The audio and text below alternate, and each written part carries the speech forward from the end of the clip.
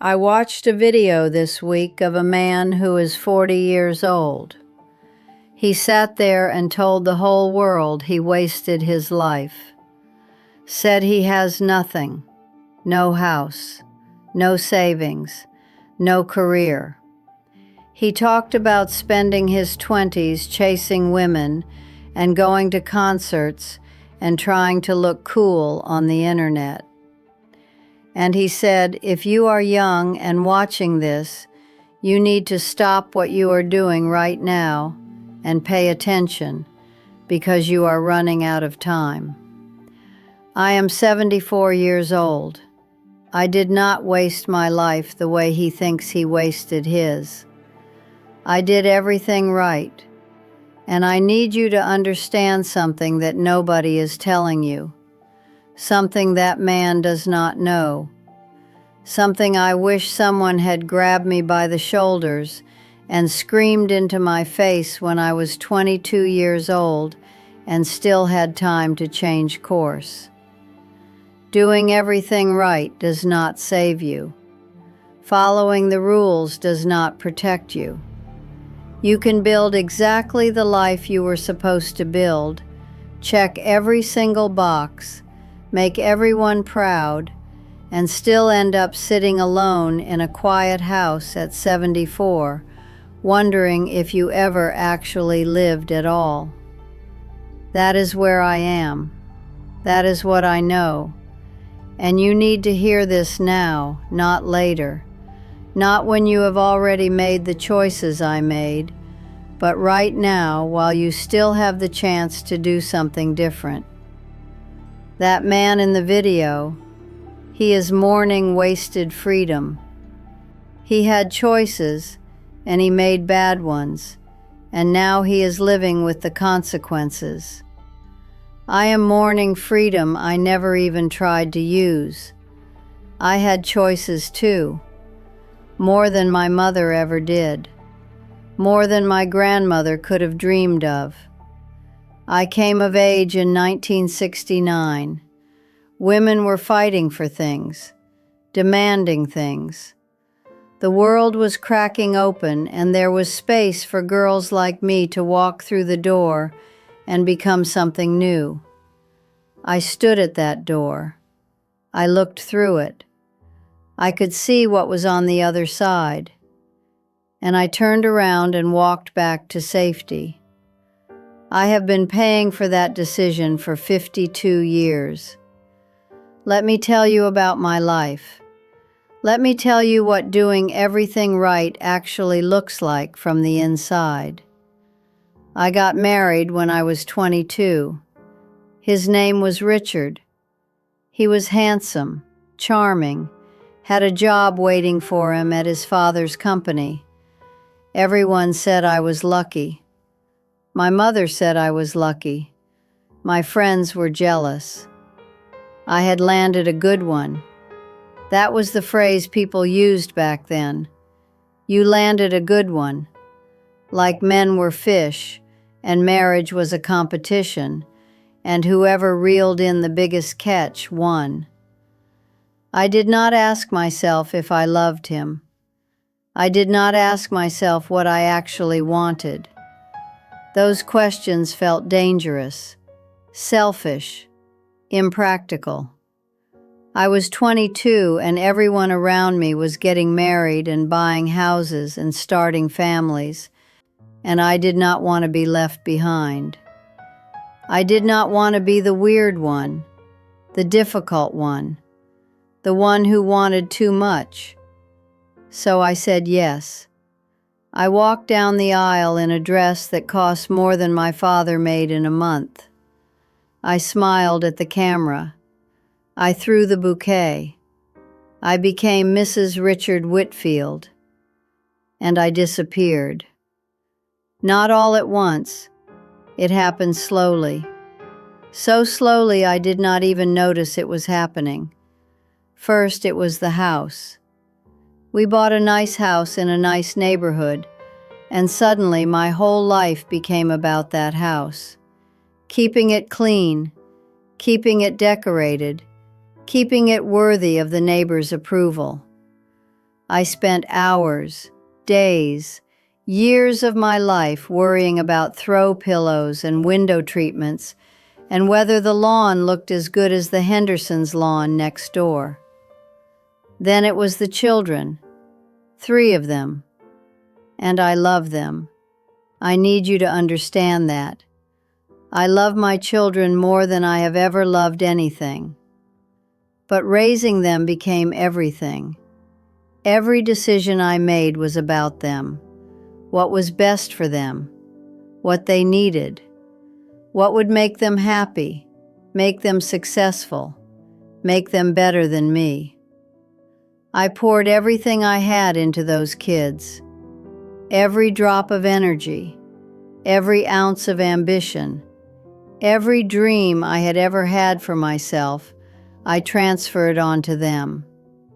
And then it was Richard, supporting his career, hosting his dinners, laughing at his jokes, being the wife he needed me to be so he could become the man he wanted to become.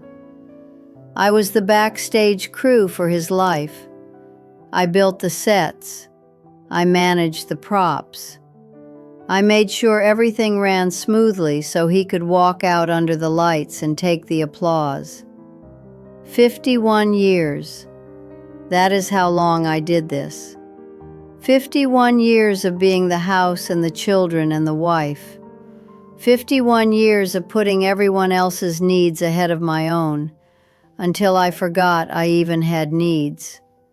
Until wanting something for myself felt foreign, like a language I used to speak but had forgotten. Richard died 3 years ago. Heart attack. He was in the garage working on his car, and then he was gone. And when the grief faded, when the funeral was over and the casseroles stopped coming, and the children went back to their lives, I was alone in that house for the first time in 51 years, and I did not know who I was. I am not exaggerating. I am not being dramatic. I looked in the mirror, and I did not recognize the woman looking back. I had spent so long being Richard's wife and the children's mother and the neighborhood's model homemaker that I had no idea what I actually liked, what I actually wanted, what I actually believed. I had done everything right, and I had nothing that was mine. That man in the video, the 40-year-old, he talks about wasting his 20s like it was a tragedy. And maybe it was. Maybe chasing women and playing drums and hanging out at coffee shops was a waste. Maybe he should have been building something instead. But at least he knows what he likes. At least he knows what makes him feel alive. At least he has memories of feeling something, even if it was stupid, even if it led nowhere. I do not have that. I have memories of doing laundry, memories of making dinner, memories of sitting in the bleachers at my son's baseball games and the audience at my daughter's piano recitals, memories of being present for everyone else's life while my own life happened somewhere off to the side where I could not see it. I never stayed up until 3 in the morning talking about nothing with someone I was crazy about. I never took a road trip with no destination. I never kissed someone I should not have kissed.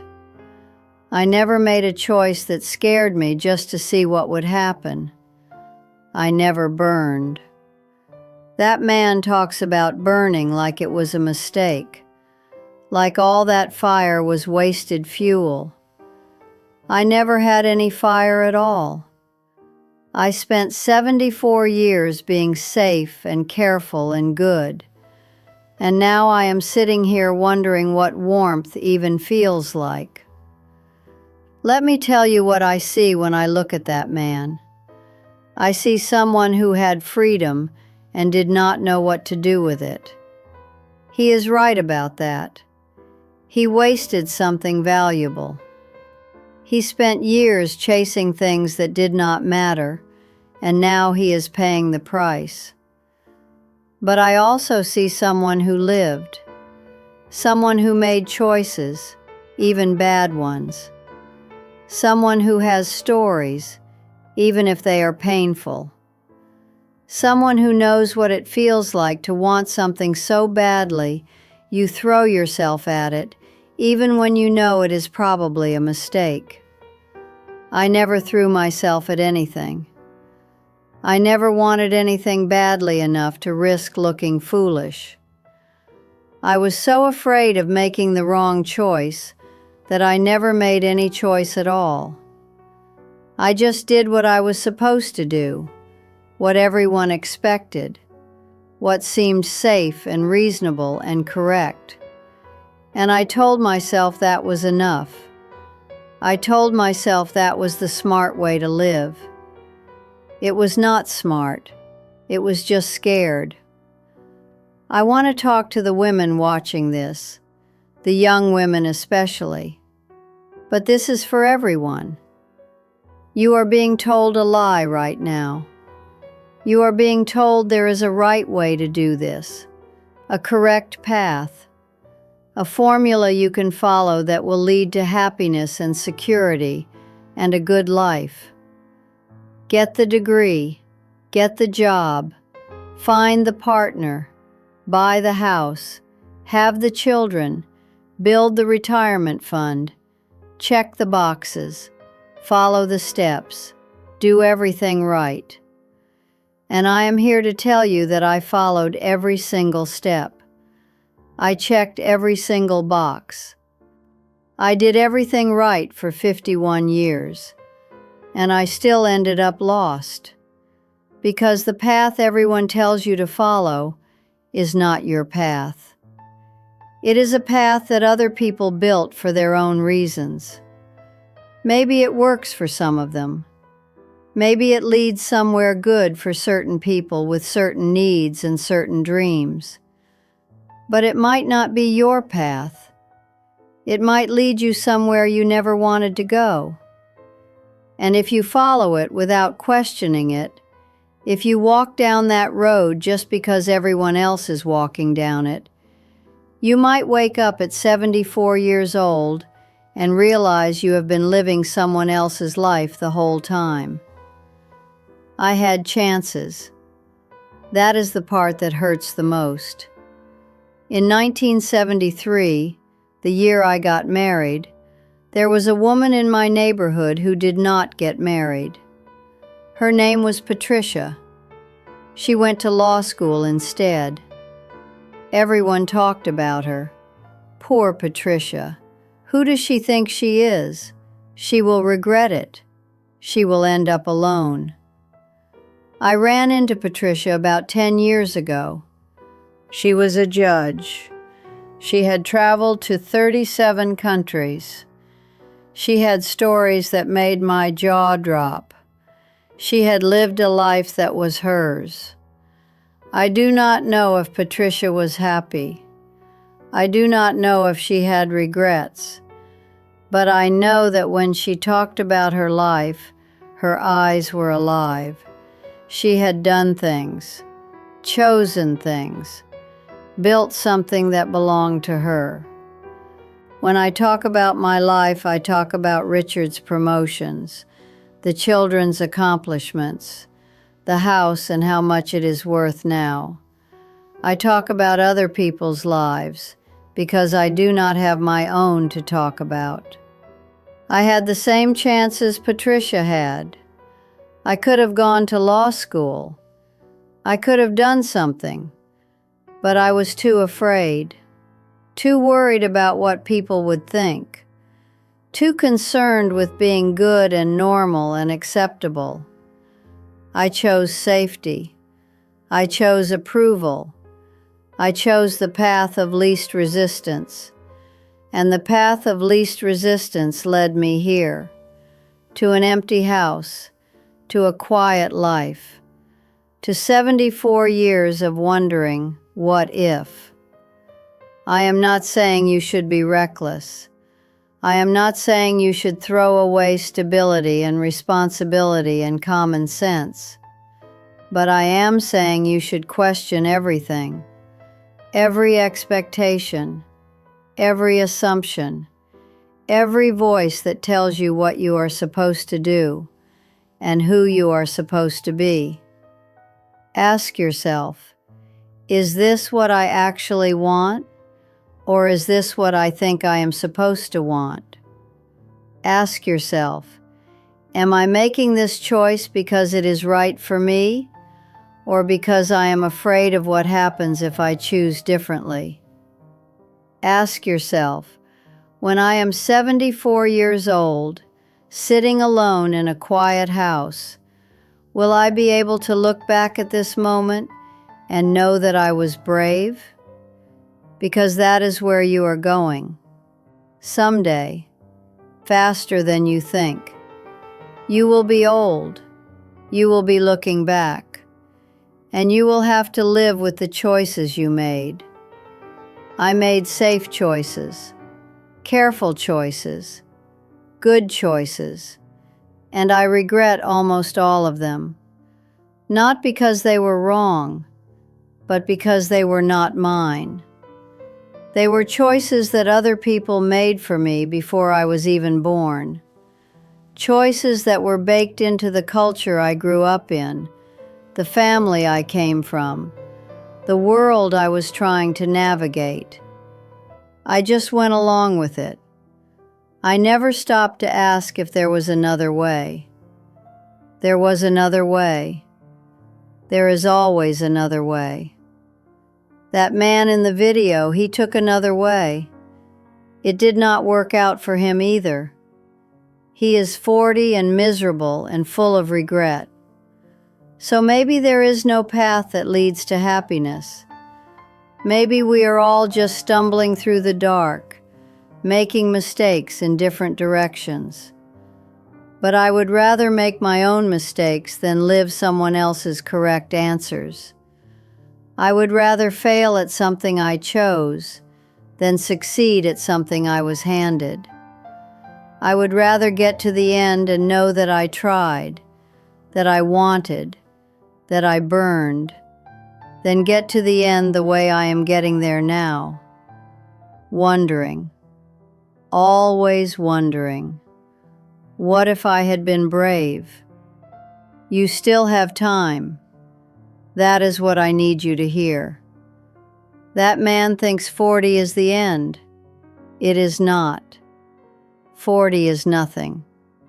40 is so young it makes me want to laugh and cry at the same time. You have decades left. Decades to build something. Decades to choose differently. Decades to become whoever you actually are instead of whoever you think you are supposed to be. Do not waste those decades the way I wasted mine. Do not follow rules that nobody asked you to follow.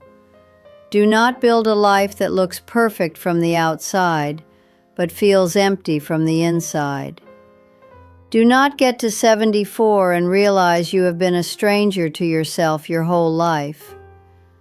I did everything right, and I am telling you from the other side of all those correct choices, from the quiet house where I sit alone with my regrets, I am telling you, doing everything right is not enough.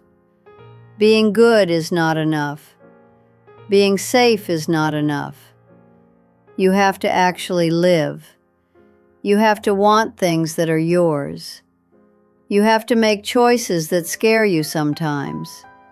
You have to burn, at least a little, or you will get to the end and realize you were never really warm. I cannot go back. My choices are made. My life is what it is. But you can still choose. Please, for the love of everything, choose something that is yours.